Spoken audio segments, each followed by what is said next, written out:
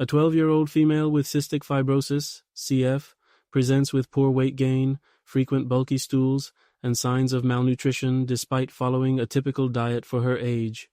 She has been on CF transmembrane conductance regulator, CFTR, modulators since diagnosis.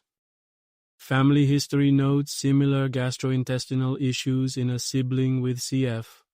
On physical examination, the child appears underweight, and her growth parameters are below the expected range for her age.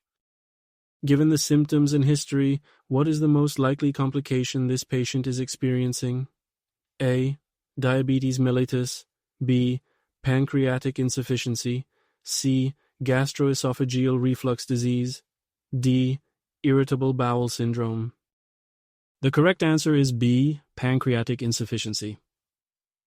Most individuals with CF have some degree of pancreatic dysfunction, with up to 85% historically developing clinically significant pancreatic insufficiency.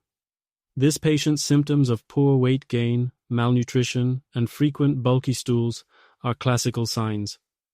Pancreatic Enzyme Replacement Therapy, PERT, is indicated, as determined ideally through fecal elastase testing. Dosing of PERT should be aligned with body weight and adjusted based on clinical response. Care must be taken to monitor and prevent complications such as deficiencies in fat-soluble vitamins and growth failure. Thanks for joining this pediatric case review.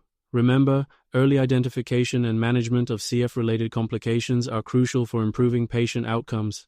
Subscribe and stay tuned for more pediatric healthcare insights. See you in the next case review.